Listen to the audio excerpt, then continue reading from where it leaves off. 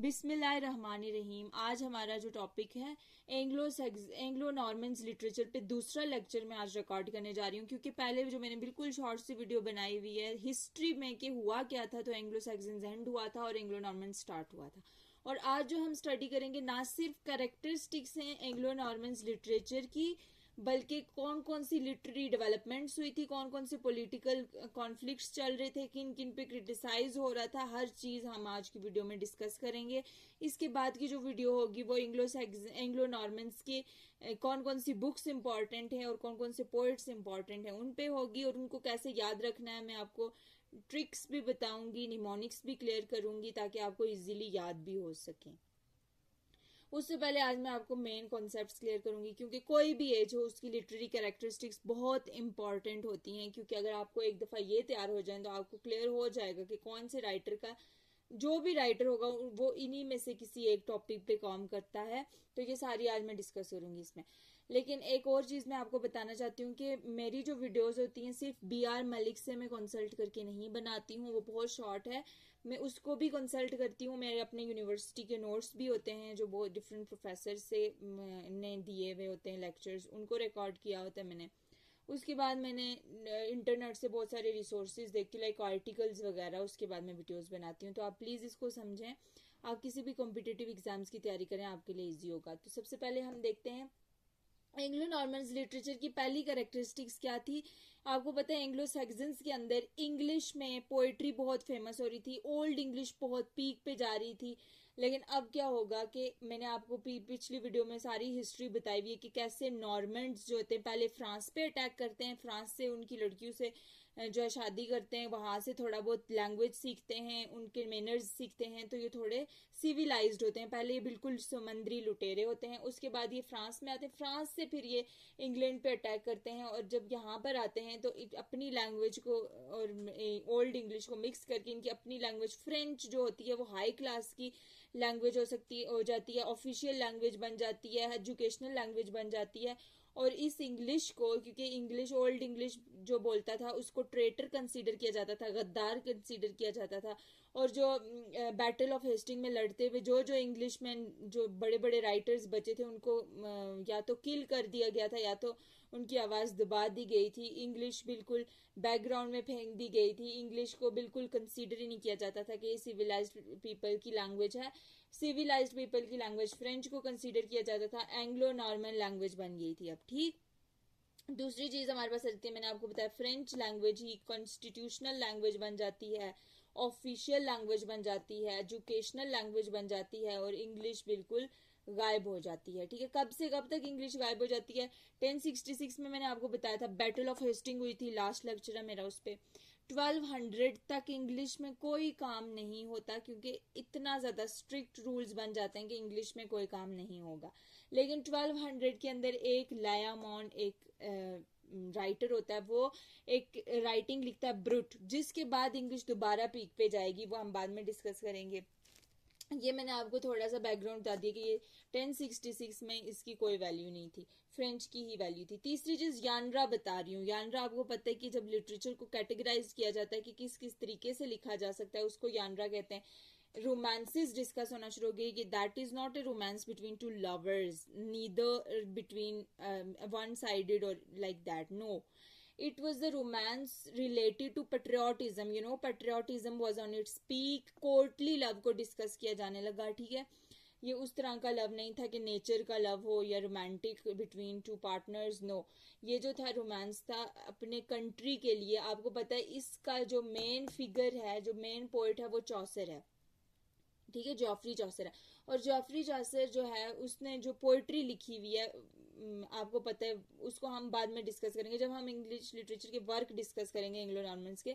मैं आपको ये बताना चाह रही हूँ कि वो इतना बड़ा पोइट था, और वो भी लाइक उसने भी आर्मी ज्वाइन की थी, वो भी जंग लड़ चुका है। तो मोस्टली जो उस, क्योंकि वहां पे 100 years वार चल रही थी उस टाइम पे, तो रोमांसेस बहुत डिस्कस किए गए, और मैंने आपको बता दिया कि रोमांसेस में क्या डिस्कस किया जाता था, पेट्रियोटिज्म डिस्कस किया जाता था। क्लियर?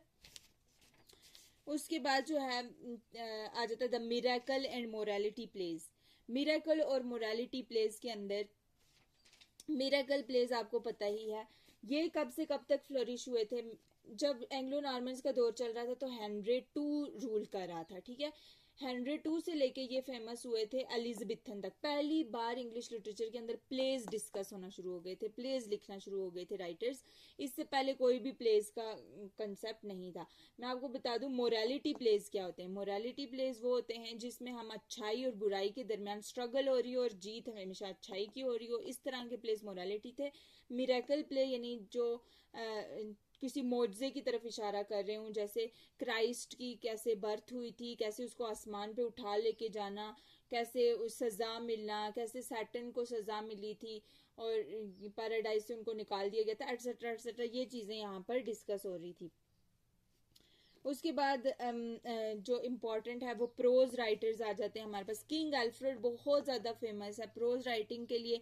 प्रोज राइटिंग क्या होती है कि जिसमें हमारे पास फैक्ट्स वगैरह को डिस्कस किया जाता हो, कोई भी फिक्शनल स्टोरी ना बताई जा रही हो, कोई हिस्ट्री का वर्क ट्रांसलेट कर दिया जाए तो भी हम उसको प्रोज कहते हैं। किंग अल्फ्रेड ने बहुत सारे वर्क को ट्रांसलेट किया था लैटिन से इंग्लिश लैंग्वेज के अंदर, तो ये भी एक इम्पॉर्टेंट चीज़ आ गई। सरमन्स यानी सरमन्स के लिए भी पोइट्स बहुत ज़्यादा फेमस थे। और सरमन्स आपको पता है ये जो खुतबा वगैरह होता है, ठीक। और इसके लिए जो राइटर उस टाइम पे जो क्या कहते हैं उसको फेमस था वो king, sorry I am literally very sorry, prose में किंग अल्फ्रेड था, किंग अल्फ्रेड द ग्रेट था, और सरमन्स में जो था वो अल्फ्रेड था, ठीक है। ये दोनों पोइट फेमस थे। पोइट्री में आपको सबसे बड़ा नाम पता है, चौसर का नाम पता है जिसने कैंटरबरी टेल लिखी थी। कैंटरबरी टेल, चौसर को रिप्रेजेंटेटिव ऑफ हिज एज भी कहते हैं। उसने उसके अंदर सारी चीज़ें डिस्कस की हुई हैं कि किस तरह की उस टाइम पे सोसाइटी थी, कैसा लाइक अपर क्लास भी थी, लोअर क्लास भी थी, मर्चेंट्स भी थे, डॉक्टर्स भी होते थे, फिजिशियन का भी उसने डिस्कस किया हुआ है। उसने कैसे बताया हुआ है कि करप्ट रिलीजियस सिस्टम था, कैसे चर्च के अंदर करप्शन हो रही थी, सारी सिस्टम था, कैसे चर्च के अंदर करप्शन हो रही थी, सारी चीज़ें उसने इसके अंदर डिस्कस की हुई हैं। पूरी एज को रिप्रेजेंट करके रख दिया था किसने, चौसर ने।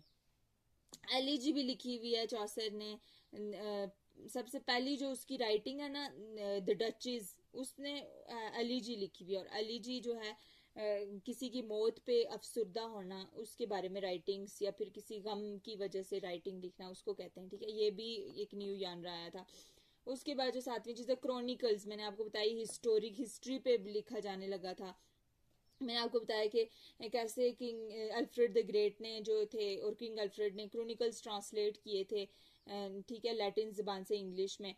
फीडलिज्म यानी लैंड्स वगैरह के बारे में। और लैंगलैंड बहुत ज़्यादा फेमस है क्योंकि फीडलिज्म उसकी पोइट्री, उसकी राइटिंग का मेन टॉपिक होता था। सटायर, वो सटायर करता था कि इस पे करप्शन जो हो रही थी चर्चिज वगैरह में, और उसी पे पॉलिटिकल इकोनॉमिकल कंडीशंस पे भी ये सटायर करता था। बहुत इंपॉर्टेंट ये लास्ट वाला जो आ जाता है कि ऑक्सफोर्ड यूनिवर्सिटी कंस्ट्रक्ट हुई थी उस टाइम पे, और कैम्ब्रिज यूनिवर्सिटी भी बनी थी। ऑक्सफोर्ड यूनिवर्सिटी जो है वो 1167 में बनी थी, आप नोट कर लें। और कैम्ब्रिज यूनिवर्सिटी 1209 में बनी थी, ठीक है।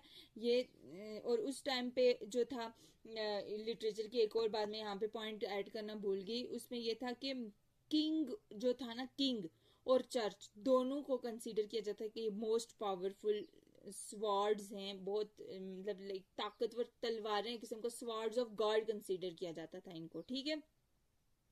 उसके बाद एक और चीज़ मैंने आपको बतानी है कि नॉर्मन्स का evening sorry morning star of Renaissance जो है वो इवनिंग स्टार ऑफ जो रेनेसा है वो चौसर को कहा जाता है। ये भी आप इम्पॉर्टेंट चीज़ याद रख दें। तो ये थे इम्पॉर्टेंट चीज़ें भी बता दी, और उसके बाद ये सारी चीज़ें डिस्कस कर दी। अगली वीडियो में हम वर्क्स डिस्कस करेंगे। Thank you so much video देखने के लिए। आई होप सो कि सारे कॉन्सेप्ट्स क्लियर हो चुके होंगे। Thank you so much.